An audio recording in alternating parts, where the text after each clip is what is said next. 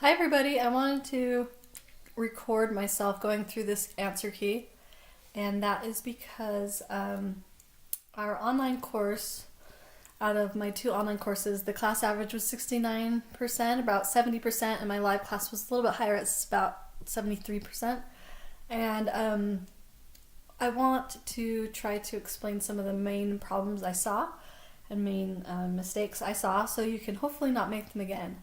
And I want anybody who scored lower than that average to definitely come, email me and talk to me about ways we can improve and ways we can help you study better for the next one.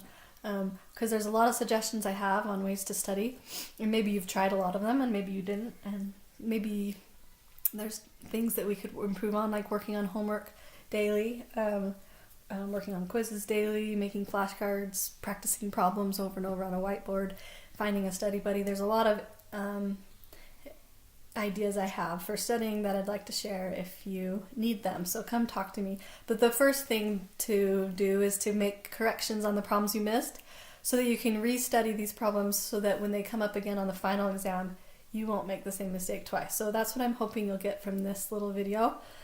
And I can't go through every mistake I saw, but just kind of main mistakes. So the first thing, I'll kind of try to draw as I go, but the first thing was finding the missing angle. A lot of people didn't read this correctly and just assumed maybe that we're finding the hypotenuse. So one thing that I want to teach you in this math class is to pay attention to details and make sure you read all the instructions. Oh, speaking of instructions, by the way, it says if work is shown that indicates some understanding of material, partial credit can be given. Some students didn't show any work, got the question wrong, so got no credit. Whereas if they would have shown work and got the question wrong, they still could have got partial credit for any partial understanding. So make sure you show your work on these problems and make sure you read closely what we're asking for. So finding a missing angle, angle X here, I would label my triangle with the opposite side. Opposite is always directly across from the angle we're referencing. So that's my opposite side, and adjacent is the side that's touching it. And then I would think of SOHCAHTOA. SOHCAHTOA helps me remember which one has to do with opposite and adjacent. So it looks like tangent has to do with opposite and adjacent. The O and the A stand for opposite and adjacent. So I know that the tangent is always of an angle. Tangent is of an angle. If it's just tangent by itself, it doesn't mean anything. It has to be tangent of an angle. Is the ratio of the opposite side over the adjacent side. To find out what x is then, to undo that tangent from that x, we inverse tangent both sides. So this is what we end up typing in our calculator here, is the inverse tangent of 7 over 5, and we would get our degrees. The next problem is considering this triangle here, and we want to solve for a few different things. First of all, the missing angle B. Well, all the angles of a triangle have to add up to 180. So if I know 40 and I know 90, because this is 90, then we know that B has to be the remaining part that adds up to 180, so B is 50. To find these other sides, there was different ways to do it. I looked at it, so if I'm looking from angle 40, then the opposite side was my A, and the adjacent side was my B. So I said the tangent of the angle, remember it's always tangent of an angle, so tangent of 40 is opposite A over adjacent 6. I would multiply both sides by 6 to get A alone. So tangent is 6 times tangent, or sorry, A is 6 times the tangent of 40, meaning A is 5.03. Next is to find side C. And once you know A, 5.03, we could find C using Pythagorean theorem, B squared plus A squared equals C squared. And that's one of the ways I did it here to find that C was 7.83. Or you could have found it using cosine or some other angles. And since you knew B, you could have also found some other trig functions to find that side C. But I did cosine of 40. Cosine is adjacent over hypotenuse, so adjacent was 6. Hypotenuse was C. To solve for C, then I multiply both sides with C, and then divided both sides with cosine of 40. Either way, you should get the answer of 7.83. Number 3, a baseball diamond's a square with sides of 90 feet. If a runner tries to steal second base, so that means they're on first, and they're trying to steal second, How far must the catcher at home plate throw to get the runner out? Here's the home plate. He must throw straight to second base. So it forms this right triangle right here. Here's home. Here's second base. And here's the pitcher throwing, the hypotenuse of that triangle. So each of the sides of the right triangle are 90 feet. To find the hypotenuse, it's not 90 plus 90. Some people wrote 90 plus 90. We just use Pythagorean's theorem, 90 squared plus 90 squared equals c squared, and then square root it. Make sure you square root it. If you didn't, you would get a really large number. And what I did see some out of this world answers, like 8,100 feet. Well, that's a really long way. And the whole point of this problem solving section, well, actually this was in trigonometry, but the whole point of this real world math class that you're in is we want you to be able to look at your answers and see if they make sense. If you can do Pythagorean theorem in the real world, that doesn't mean much to me as your teacher. I'm not that proud unless you can make sure you're applying it to real life problems and getting the right answer. So just knowing the formula isn't enough. You need to make sure you can reflect on your answer and see if it makes sense, because that's what pays off in the real world problem solving. Is you need to see if your answer makes sense. So if you got 8,100 feet, which is really far to throw from home plate to second base, maybe you ran out of time on the test and couldn't finish it off, but I would hope you would say, whoa, and write me a note and say, that is way too big, and it doesn't make sense with my problem, so I know it's not correct. Because that's the whole point of this class, is we want you to be better problem solvers, which means you need to be able to reflect on your answer and see if it makes sense. And 8,100 is a really crazy number. Also, anything less than 90 feet, you can tell this is further because it's a hypotenuse. Anything less than 90 feet, if you got 45 feet or something, it wouldn't make sense with the problem. So hopefully that would raise a red flag, and you can at least write me that note, and you'd get more points for that than if you just wrote the answer and it was wrong. If you could tell me, well, that doesn't sound right, that shows me you're in the mindset of a real problem solver. So because it's further to throw from home plate to second base, it ends up being 127 feet about, then the runner has more time to get there than if they were at second trying to steal third. From home plate to third would be 90 feet. So it would be a shorter distance for the catcher to throw, and they wouldn't have as much time to steal. Okay, for number 4, finding the distance. A lot of people tried to memorize the distance formula but did not memorize it correctly. That sounds like me when I was a student. I would always get in the middle of the test and forget, is this a minus sign here? Or is this a plus sign here? Or do I square it? A lot of people forgot to square those parentheses there. Either memorize it exactly and know it like the back of your hand, or know how to figure it out without the formula. If you didn't know the formula, you could plot the points and draw a right triangle, find out the legs of the right triangle. It was 9 units horizontally between these two, and it was 5 units vertically. So once you knew the triangle, you could use Pythagorean theorem to find out the distance between the two as the hypotenuse. So either make sure you make flashcards and memorize things, or know how to figure them out without the formula. If you haven't memorized the formula, you're going to need to know how to figure it out without the formula. So it should have been about 10.3 units. And again, you should have been able to reflect on your answer. If you forgot to square root and you just got 106, hopefully you would recall that, well, this is way shorter than 106 units in distance between these two. We always want to reflect on our answer and see if it makes sense with our problem. Okay, this one had to do with relative change. Parts 1 and 2 had to do with relative change. Because it was a larger than and a smaller than, that's our clue that it's a relative change problem.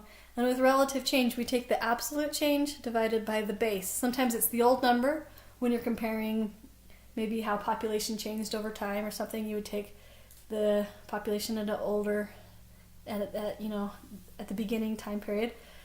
But this one just had to do with 2 different universities, so there wasn't an old and a new. There was just 2 universities. So the clue here, if it says larger than Walden's means Walden's is the base. Then Kaplan's means Kaplan's is the base. And the absolute change goes on top. The absolute change is the difference between the two. So 30,510 is the difference between the two enrollments. So we put the absolute change on top and we put the base on bottom. The absolute change on top, the base on bottom, and that will give us the relative change. So that was how we did each of these. When we just said Walden's enrollment was blank percent of Kaplan's, of is not a relative change. It's not smaller than or larger than. It's not talking relatively. It's just saying of. So this time we just did Walden's over Kaplan's. We didn't do any absolute change over base. We just did Walden's over Kaplan's. And again, that's just something you have to have memorized. And if you didn't, you kind of maybe fumbled around through some of the numbers and got these mixed up. But you just need to know what it means and which one's the base. Okay, this one talked about a race. Took 37.895 seconds to go around the track one time, which was 2.5 miles. So you go around the track one time, 2.5 miles,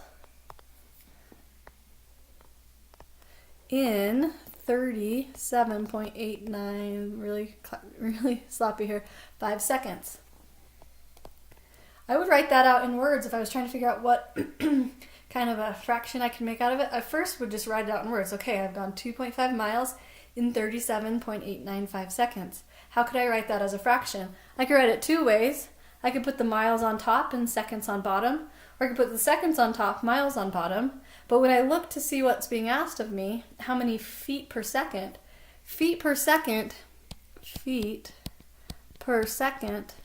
that's a distance on the top and a time period on the bottom. Time is seconds, distance is feet.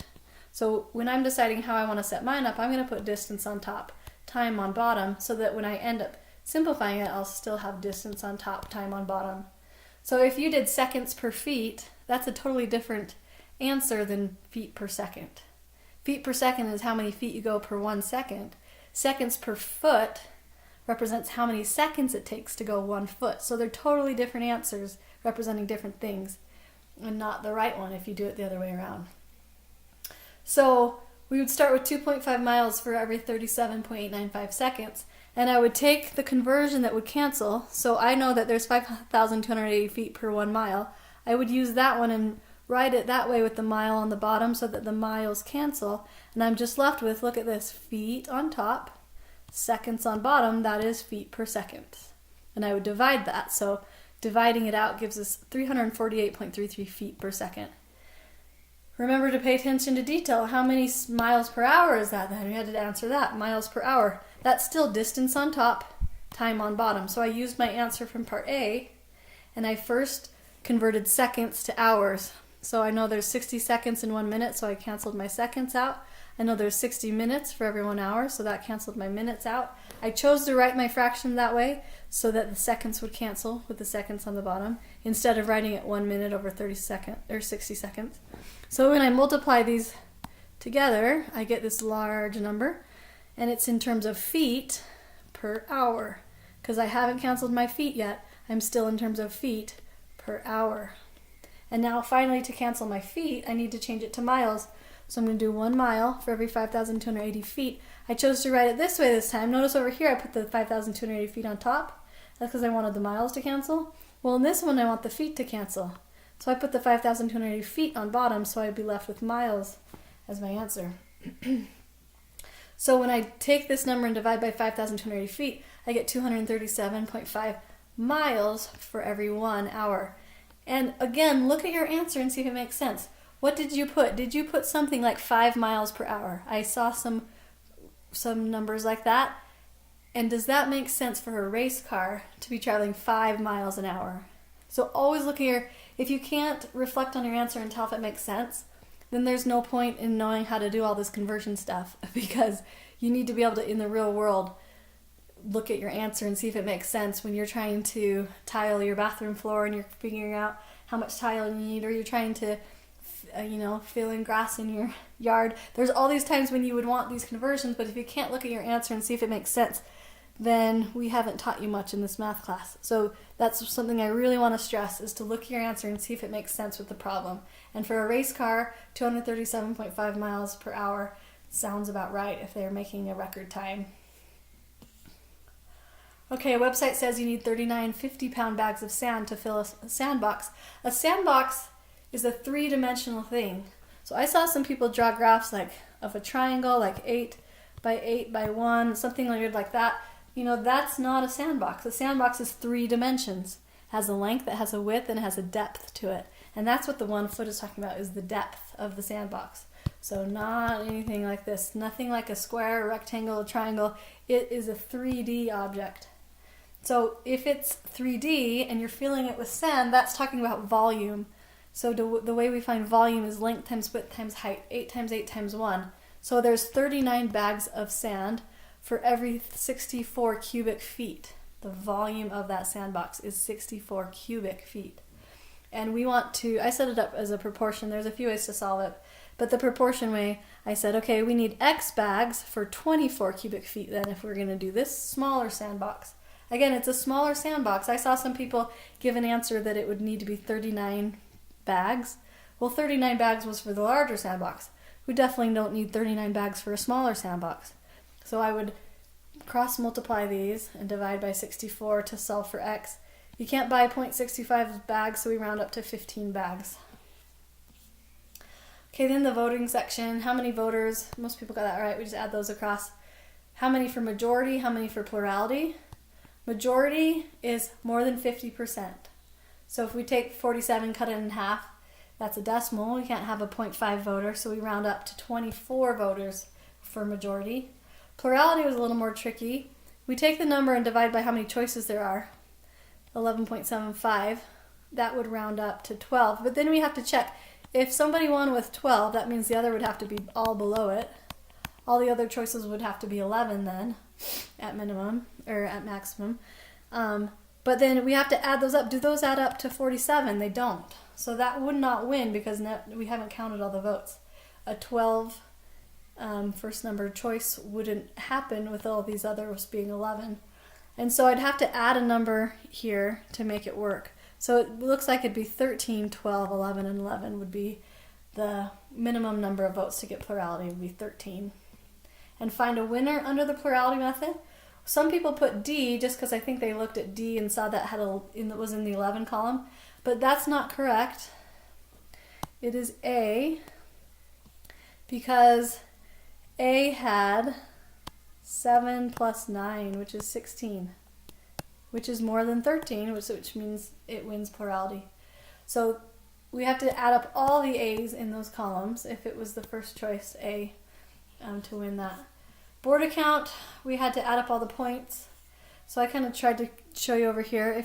The number of first choice, if somebody voted you first choice, you got 4 points. Second choice, 3 points. Third choice, 2 points. Fourth choice, 1 point. So just as an example, I won't go through all of them.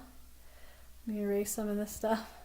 But looks like if we were doing B, there was 8 people who chose B for first choice, so that's 8 times 4.